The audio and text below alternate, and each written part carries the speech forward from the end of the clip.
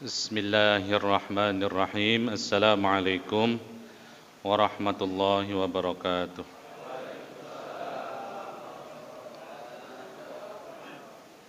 Alhamdulillahirabbil alamin wassalatu wassalamu ala asrafil anbiya'i wal mursalin wa ala alihi wa ashabihi ajmain. Amma ba'd. Puji dan syukur senantiasa kita panjatkan kehadirat Allah atas limpahan nikmat dan karunia-Nya, limpahan hidayah petunjuknya. Malam ini kita masih bisa hadir di tempat ini ya. Banyak juga orang yang malam ini berkerumun di tempat-tempat keramaian ya, hiburan. Bahkan mungkin masih menikmati hidangan nih. Ya, semakin mendekati akhir, bukber itu semakin ramai rupanya ya. Di mana-mana itu. Mall semakin ramai. Ya, mudah-mudahan kehadiran kita di tempat yang mulia ini menjadi petunjuk ya bahwa kita tergolong orang-orang yang mendapatkan hidayah insyaallah. Aisyah radhiyallahu anha itu pernah bertanya kepada Rasulullah ya tentang bacaan yang atau apa yang harus dilakukannya ketika kita bertemu dengan malam Lailatul Qadar.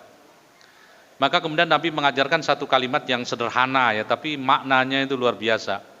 Kalimat itu yang biasa kita baca kalau tarawih, setelah tarawih itu ya, doa Allahumma innaka afuwun tuhibbul afwa fa'fu anni kalau sendirian, kalau bersama-sama fa'fu anna. Jadi ya Allah, engkau tuhibbul afwa, Allahumma innaka afuwun, sesungguhnya engkau maha pemaaf dan mencintai maaf, maka maafkanlah. Nah ini yang menarik, barangkali kenapa Nabi tidak menyuruh, ya Aisyah kalau kamu ketemu malam Qadar itu qiyamul lail semalaman atau tilawah semalaman atau apa gitu ya, tapi disuruh mengucapkan kalimat itu. Bukan berarti yang lain tidak penting ya, yaitu penting ya. Kita itikaf itu kan aktivitasnya ngapain gitu. Itikaf itu kan sebenarnya kita duduk merenung, kontemplasi ya, memikirkan kebesaran Allah, memikirkan diri kita itu ya. Kita mengevaluasi ini sampai di mana sebetulnya kedudukan diri kita ini. Sudah benarkah amal-amal kita ini? Apakah amal-amal atau Allah? Kalau kira-kira kita meninggal saat ini, kira-kira Allah meridhoi kita enggak? Kira-kira Allah mengampuni dosa-dosa kita enggak? Nah itu ya pertanyaan yang menarik sebetulnya ya. Kadang-kadang itu banyak orang yang terjebak, oh ya saya selama hidup ini saya sudah sekian ratus kali sedekah, saya sudah sekian ratus ribu kali mungkin sholat, baca Quran segala macam, sudah sekian ratus kali hatam, pahala saya insya Allah banyak. Nah kadang-kadang ada orang yang terlalu mengandalkan pahala, dia lupa ya bahwa tanpa ampunan Allah, tanpa permaafan, maka seluruh amal soleh kita itu tidak akan pernah mencukupi. Nah itu makna yang diingatkan oleh Nabi, bahwa pada ujung-ujungnya itu memang ampunan Allah yang akan menyelamatkan kita.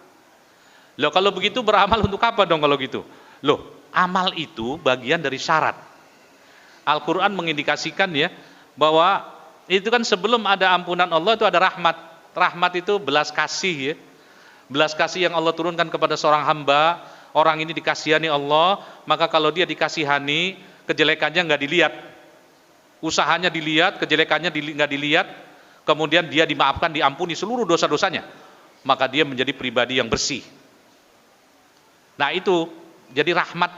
Nah di Al-Quran itu jelas itu ya, ati'ullaha war rasul la'allakum turhamun. Taatlah kepada Allah dan Rasul, maka kalian mudah-mudahan kalian mendapat rahmat. Syarat mendapatkan rahmat Allah itu sebelum ampunan itu taat kepada Allah, taat kepada Rasul. Inna rahmatallahi qaribum minal muhsinin misalnya. Rahmat Allah itu dekat kepada orang-orang yang suka berbuat baik. Jadi kita didorong berbuat kebaikan supaya rahmat Allah turun atas diri kita. Jadi rahmat itu belas kasihan ya. Jadi Al-Quran mengingatkan, walaula fadlu minallahi wa rahmatuhu lattaba'tumus syaitanu illa qalila. Kalau bukan karena karunia dan rahmat Allah yang turun kepada kalian, pasti kata Allah, kebanyakan kalian akan ikut setan. Kita tidak akan bisa menjadi orang soleh. Kita tidak akan bisa menjadi orang yang baik. Jadi posisi kita sekarang, makanya ini yang kadang-kadang orang keliru ya, ada orang yang merasa ketika dirinya baik, bangga dia, oh gue udah soleh gitu. Insya Allah beres di surga sudah di tangan. Dia merasa begitu. Padahal ketika kita mendapati diri kita dalam keadaan kebaikan, falyahmadullah, karena al-fadlun dan rahmatnya lah orang itu bisa dalam posisi seperti ini. Kalau enggak bisa. Nah, kembali ke tadi ya. Jadi kenapa Nabi tidak ngotot? Jadi fokus kita itu ya. Karena memang tadi pada puncaknya itu Rasulullah SAW mengingatkannya, tidak ada manusia yang sanggup masuk surga dengan amalnya kecuali dengan rahmat dan ampunan Allah. Jelas sekali itu. Nah, oleh karena itu ini yang perlu dituju ya.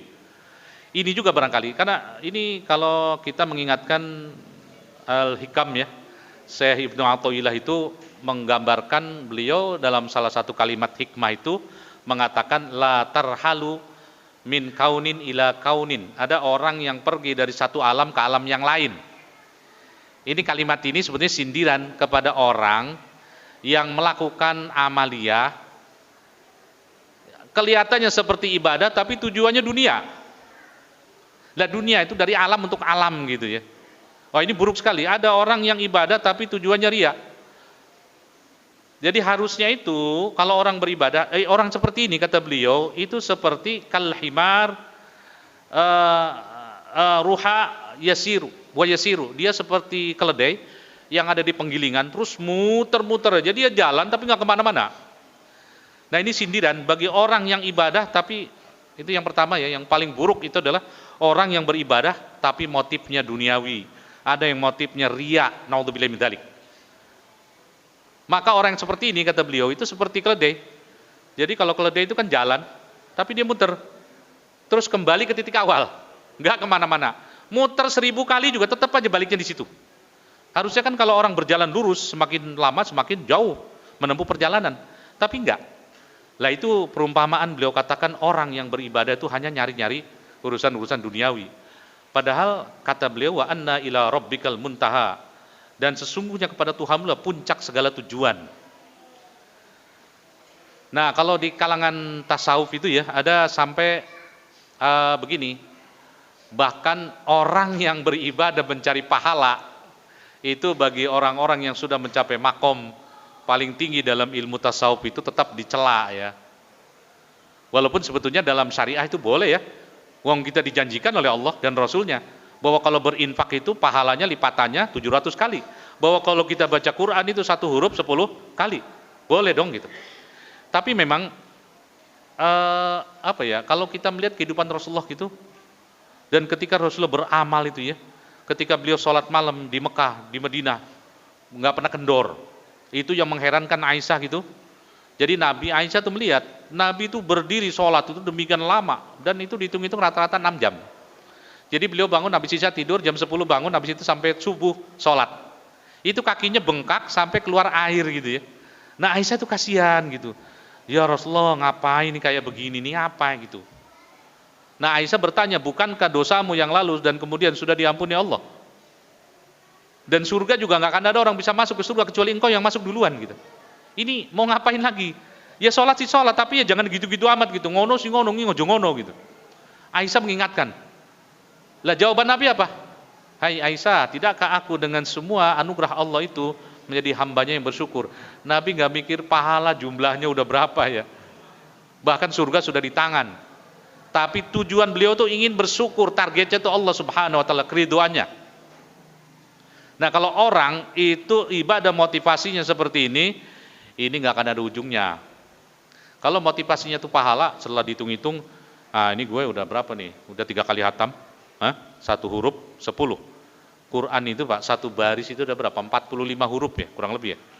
Satu halaman ada 15, 45 kali 15, itu berapa itu? 600-an, kali 10, 6.000. Kali 1 juz, kali 20. Wah itu dihitung pokoknya, itu dihitung-hitung itu ratusan ribu pahala, konglomerat gue.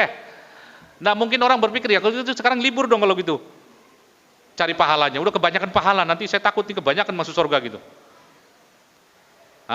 Kita lupa ya, pertama, pahala amal itu bisa hilang Pak. Al-Quran mengingatkannya, innal ladzina yakfuruna bi ayatillah wa yaqtulunan nabiyyina bighairi haqq wa yaqtulunan ladzina ya'muruna bil qisti minan nasi fabasyirhum bi'adzabin alim ulaikal ladzina habitat a'maluhum fid dunya wal akhirah. Jadi orang-orang yang kufur kepada ayat-ayat Allah, kemudian membunuh para nabi, menyakiti orang-orang yang menyuruh berbuat adil, menyuruh kebaikan kok malah dibenci, disakiti. Orang-orang begini kata Allah, amalnya hapus di dunia di akhirat. Ada lagi bahkan nih yang paling mengerikan itu, ini ayat ini domirnya itu tunggal. Jadi domir tunggal itu walaqad uhiya ilaika, telah kami wahyukan kepada engkau. Siapa yang dimaksud? Rasulullah. La in asyrakta la yahbatanna 'amaluk wa ilal ladzina min qablik la in asyrakta la yahbatanna 'amaluk. Telah diwahyukan kepada engkau dan orang sebelum engkau, nabi-nabi sebelumnya. Jika kalian itu musyrik, maka amalnya hapus, hilang semuanya. Itu yang jadi masalah. Amal itu bisa lenyap. Bahkan itu kalau kita kerjanya dengki sama orang, dengki itu menghapus kebaikan, Pak. Itu pahala kita itu dihabisin terus. Kita dengki sama orang nih ya. Kan kata Nabi, iyyakum wal hasada fa innal hasada ya'kulu hasanatin kama ya'kulun narul hatab. Jauhi oleh kamu dengki, karena dengki itu memakan kebaikan.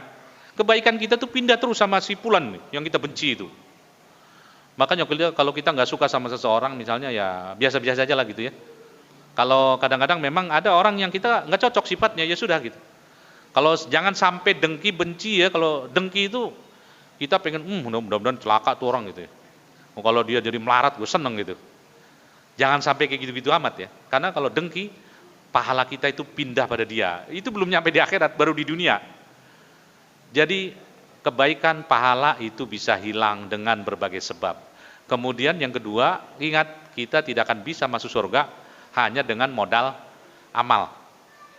Tapi sekali lagi, ibadah-ibadah yang kita lakukan itu bukan dalam rangka mengumpulin pahala sebetulnya. Tujuan akhirnya adalah untuk mendapatkan keridhaan Allah Subhanahu wa taala. Makanya kalau kita lihat, ini yang kita buat bingung ya, di Al-Qur'an itu ada gambaran orang-orang yang dikatakan amman huwa qanitun ana al-laili sajida wa qa'ima. Ada orang yang malam itu dia berdiri sholat sepanjang malam, sajida wa qa'ima, sujud, berdiri lama. Lah kita mah Ramadan aja tahu ya. Sekarang tarawih nih, paling 20 menit. Ntar menjelang sahur tarawih lagi. Sholat malam, tahajud kalau itu ya. Berapa lama? Ya paling juga sejam. Nggak sampai ana al-lail itu hampir sepanjang malam. Tapi orang ini batinnya itu yahdharul akhirah, takut, cemas nasibnya di akhirat.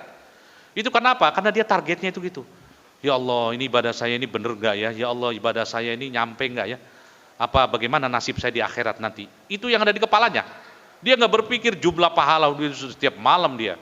Bahkan ana al-lail. Lah itu orang yang dimaksud tadi, Allah sebagai tujuan tadi ya. Makanya sebetulnya tadi ajaran Nabi itu doa yang simpel itu filosofinya luar biasa ya. Karena pada ujung-ujungnya itu yang kita minta, bahkan ketika seseorang wafat itu kan doa kita kan Allahumma firlahu warhamhu wa'afihi wa'fu anhu. Kan itu ya. Ya Allah ampuni dia, rahmati, selamatkan dan maafkan. Cuman itu. Jangan doa itu ada yang kalau di kampung saya itu ada orang mudah-mudahan ya almarhum atau almarhumah ini dibalasi oleh Allah sesuai dengan amal perbuatannya. Ngejerumusin yang gitu. Emangnya amal perbuatannya sebagus apa gitu? Kita berharap dia dibalas sesuai amal perbuatannya. Mampuslah kita itu. Kalau didoain orang macam kayak begitu ya. Kita tuh berharap ya Allah gitu. Itu Imam Syafi'i itu ya, waktu Abu Nawas meninggal dalam kitab Al-Bidayah wa Nihayah, Ibnu Katsir tuh cerita, Imam Syafi'i itu nggak mau nyolatin. Abu Nawas itu orangnya kan aneh-aneh aja gitu ya. Dan sering melucu gitu, kadang-kadang sama sultan itu suka taruh-taruhan gitu ya. Dia sama orang, Abu Nawas, ente berani nggak mantatin sultan? Mantatin coba. Orang biasa aja kan di, apa sih kalau di kampung saya dipeledingin orang dipantatin. Kata Abu Nawas, berapa taruhannya? Berani gue katanya. Ya sudah katanya. Nah coba bayangin saja. Jadi pantatnya ngadep ke sultan, mukanya kebalik gitu ya. Kebayang nggak? Abu Nawas berani tuh. Wah berani lu ya, nggak takut lu lehernya melayang. Ntar lihat aja dia. Nah pada hari ketika diundang oleh sultan, dia hadir. Orang-orang duduk di karpet, nah dia duduk di luar karpet, agak mundur gitu. Lantas sultannya nanya, Abu Nawas, kenapa kamu gak duduknya di karpet, gabung sama orang-orang? Maaf ya Amirul Mukminin, Sultan, saya sudah punya karpet sendiri. Kata Sultan, saya nggak kelihatan, mana karpetnya? Ini katanya, dia sambil memperlihatkan pantatnya dia, ini dijahit di belakang katanya, sambil mantatin begini. Nah dia mantatin Sultan, aman tapi dia, ketawa itu Sultannya, ngakak dia. Nah ini Abu Nawas tuh kelakuannya ya, tahu tuh cerita bener apa enggak? Tapi Imam Syafi'i itu ketika bener meninggal, dia nggak mau nyolatin. Nggak mau nyolatin tuh. Sampai ketemu itu, satu catatan di dalam bajunya dia waktu meninggal itu, kalimat itu luar biasa. Kata dia, ya Allah, kalau hanya orang baik yang boleh berharap kepada Engkau, lantas kepada siapa pendosa ini boleh berharap? Maafkanlah, ampunilah saya. Wah itu ya kalimat ini luar biasa gitu kan. Ya kita merasa gitu kan, kalimat puji-pujian ilahi lastu rabb ilahi las tulil firdausi ahla, itu kalimatnya dia itu, ilahi lastu rabbi ahla, ilahi ya Tuhan, aku tuh bukan ahlinya kalau ke sorga, itu nggak layak gitu, wong amalnya begini kok ke sorga gitu. Tapi juga kalau masuk neraka, alan naril jahim, nggak sanggup, dia maunya apa gitu, ke sorga nggak pantas, ke neraka nggak sanggup, karepe piye, maunya apa itu? Ya tapi ya begini ya Rob gitu, saya tuh memang benar kalau ke surga nggak pantas, ke neraka nggak kuat gitu, tapi oleh karena itu ya Allah pahabli taubatan, terimalah taubatku. Nah ini kan kalimat ini populer ya, ini bukan hadis tapi jadi solawatan itu, ini bikinan dia itu. Dan Imam Syafi'i setelah baca mungkin itu ya gerendengannya atau keluhannya Abu Nawas tentang dirinya yang banyak berdosa, tapi juga ya memang ujung-ujungnya kita hanya boleh berharap kepada Allah ya. Dan kita pastikan ya, tidak ada dosa apapun yang tidak diampuni oleh Allah kalau kita selalu berharap dan hanya kembali kepada Allah. Jadi ya nggak bisa mengandalkan orang lain. Bahkan di akhirat itu nanti setiap orang itu bisa menjadi apa ya? Al-akhillau. Jadi sahabat karib itu bisa menjadi musuh. Bahkan itu kalau di Al-Quran itu ada gambaran yubassarunahum yawaddul mujrimu lau yabtadi min adzabi yaumi idzin bibani. Jadi mereka itu kalau ini Pak, orang-orang dari komplek Gria Serpong Asri itu besok di akhirat ketemu lagi. Walaupun manusia triliunan ngumpul, ada klasternya Pak. Ini klaster Gria Serpong Asri ngumpul di situ. Ketemu lagi nih kita. Jamaah masjid ini ketemu lagi. Ketemu, dan itu perlunya itu karena biasa jadi ada kedoliman satu sama lain yang akan dihisab di situ. Ketemu lagi, dan yubassarunahum, mereka saling melihat, tapi yawaddul mujrimu lau yabtadi min adzabi yauma idzin bibani. Dan orang yang berdosa itu ingin pada hari itu menebus dirinya dengan anaknya. Anaknya mau dikorbanin. Kalau bisa di anak saya aja yang ke neraka biar saya selamat gitu. Istrinya apa? Suaminya itu semua. Wa man fil ardi jami'an tsumma yunji. Bahkan seluruh manusia kalau bisa dia korbanin. Dan setiap manusia itu datang ke sisi Allah tuh wayatina farda, sendiri-sendiri, gak bisa ngandelin siapapun. Makanya dalam kondisi begini ya, tadi ya, kita berharap merendah di hadapan Allah, mengakui segala kelemahan. Barangkali doa yang paling pantas sering kita ucapkan itu kan doa atau keluhannya Nabi Yunus ya, ketika dia di dalam perut, la ilaha illa anta subhanaka inni kuntu minadh dhalimin. Wis pokoknya itu aja. Karena kita tahu, jangan sekali kita merabang, ini gua udah banyak sholat, banyak sedekah. Kita nggak pernah tahu. Karena dalam sejarah itu ya, kadang-kadang begini Pak, ampunan Allah itu begitu pemurahnya ya. Seolah-olah begitu gampang gitu. Ada manusia sudah membunuh 99, membunuh satu orang lagi 100. Nah, dia pengen taubat kan? Ketika dia hijrah ke tempat yang dituju, ternyata mati duluan kan? Terus malaikat azab sama malaikat rahmat berantem tuh, ribut. Kata malaikat azab, jatah gue nih pembunuh 100 orang. Kata malaikat rahmat, dia mau taubat itu, udah taubat dia. Iya, tapi kan belum ngapa-ngapain katanya. Ribut, Allah mengirim malaikat ketiga sebagai pengadil. Kalian gak usah ribut, kita ukur saja nih. Mana dekat yang daerah yang baik atau dekat daerah yang buruk asalnya dia. Kata saat itu, kata Nabi, Allah mengkerutkan wilayah daerah yang baik dan memanjangkan jarak wilayah yang buruk. Kita nggak tahu caranya gimana Pak, tapi dalam teori fisika ada itu, warping space, ruang itu bisa dikerutkan, bisa dipanjangkan. Nah kita mah nggak bisa ya. Nah itu, Ketika diukur oleh malaikat, jaraknya cuma selisih segini, lebih dekat ke daerah yang baik. Itu kan campur tangan Allah. Kalau tadi Allah tidak mengkerutkan wilayah sini, kira-kira panjang mana coba? Dekat mana? Mungkin dekat yang ini ya, alias ke neraka. Tapi rahmat Allah itu begitu pemurahnya itu Allah Subhanahu wa taala. Terkadang seperti itu. Tapi terkadang juga kita melihat dalam kehidupan di masa sahabat dulu kan, ada namanya Ubaidillah bin Jahsy kan. Dia termasuk sabiqun al-awwalun. Masuk Islam di Mekah di awal-awal, ikut hijrah ke Habasah, sampai di Habasah tergoda masuk agama Nasrani. Murtad dia.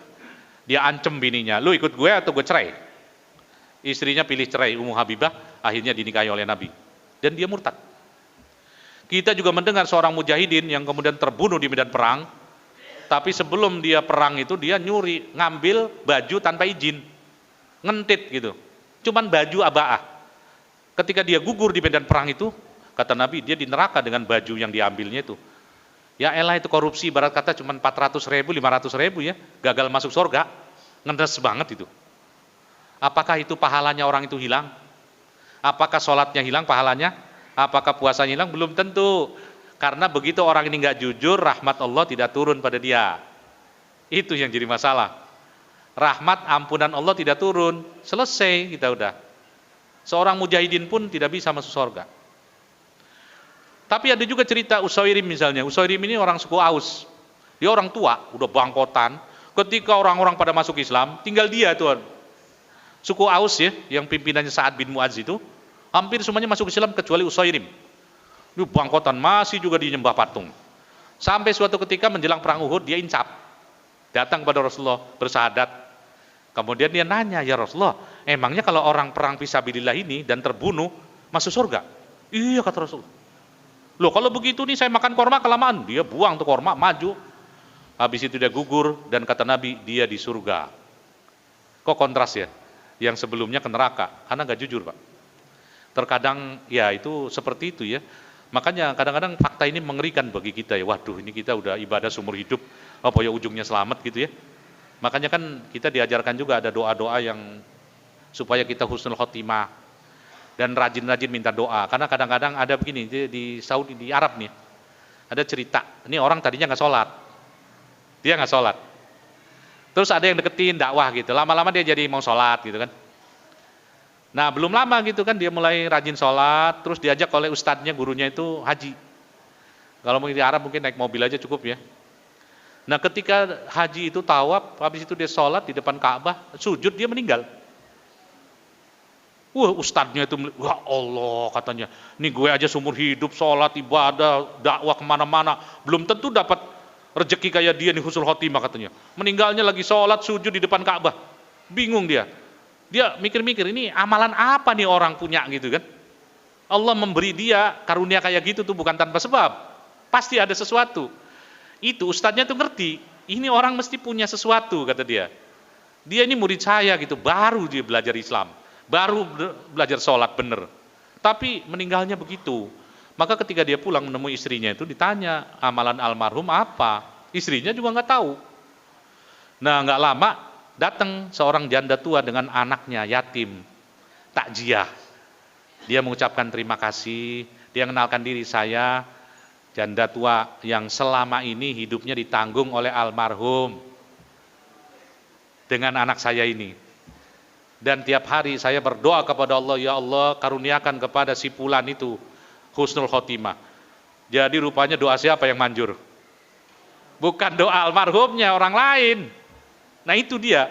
Kadang-kadang kita dapat kayak begitu tuh bukan karena kita. Entah karena doa orang tua kita, entah doa orang-orang miskin yang kita bantu.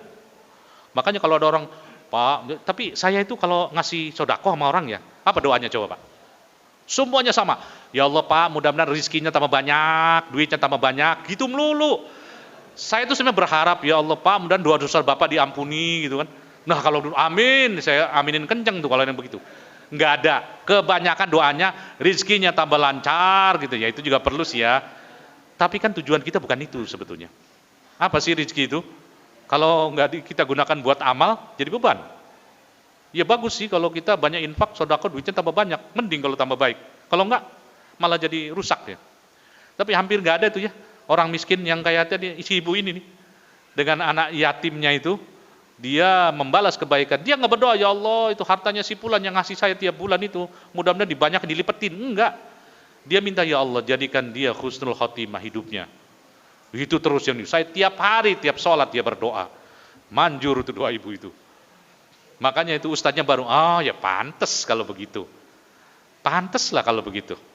Jadi nggak ada Pak kejadian orang yang itu, Allah maha adil ya. Dia paling tahu siapa yang dia berikan hidayah, petunjuk, husnul khotimah. Tapi juga kita berhak memohon ya. Allahumma ja'al khaira umuri akhirah. Ya Allah, salah satu doa yang diajarkan Nabi ya. Jadikan sebaik-baik umurku pada penghujungnya. Kemudian wa khairu amali khawatimah, dan sebaik-baik amal pada penutupnya. Terakhir kita beramal itu yang terbaik. Wa khairu ayyami yauma alqaka bihi. Dan sebaik-baik hari adalah ketika saya bertemu dengan engkau, meninggal gitu maksudnya. Atau ada doa yang kalau populer di kampung-kampung itu, Allahumma ahsin aqibatana fi umuri kulliha. Itu ya, sering mungkin kita dengar. Ya Allah, baguskan akhir dari segala urusan kami ya. Itu ya, wajirna dan seterusnya itu. Min khizyid dunya wa adzabil akhirah. Hindarkan kami dari kehinaan dunia dan adab akhirat. Saya kira itu ya. Jadi mudah-mudahan di malam-malam itu ya, di samping kita sholat, qiyamul lail, tilawah, tapi jangan lupa itu ya, memanjatkan doa. Karena pada ujungnya tadi ya, kita hanya berharap kepada Allah, amal-amal kita itu hanyalah sarana pendekatan kepada Allah. Nah itu tadi, pada ujung-ujungnya apakah Allah ridho dengan kita apa tidak, kita nggak pernah tahu. Karena kalau Allah tidak ridho kepada kita dan tidak memberikan ampunan, pahala-pahala kita tuh ada hitungannya, ada. Tapi mungkin tidak akan pernah mencukupi untuk menutup seluruh dosa dan kekurangan kita. Alhamdulillah. Ya mudah-mudahan kita bisa mendapatkan anugerah Lailatul Qadar ya, walaupun sudah 2 kali malam ganjil ya. Nah, memang ada hadis juga yang menyebut kebanyakan Lailatul Qadar itu jatuh pada 27, ada ya. Walaupun ada juga 25 itu malam ini. Tapi salah satu riwayat itu menyebut Lailatul Qadar 27. Tapi memang dalam mayoritas riwayat itu Lailatul Qadar ya cari saja gitu. Karena memang masjid itu biasanya kalau malam genap itu cenderung lebih sepi. Tadi malam di masjid saya itu makanannya lebih. Karena malam genap. Malam ganjil kurang kemarin. Wah, saya bilang pantas ya Lailatul Qadar disembunyikan ya. Coba kalau Lailatul Qadar udah diumumin oleh Nabi, Lailatul Qadar malam kesekian. Ya masjid kosong kecuali malam itu ya. Ya itu hikmahnya barangkali ya.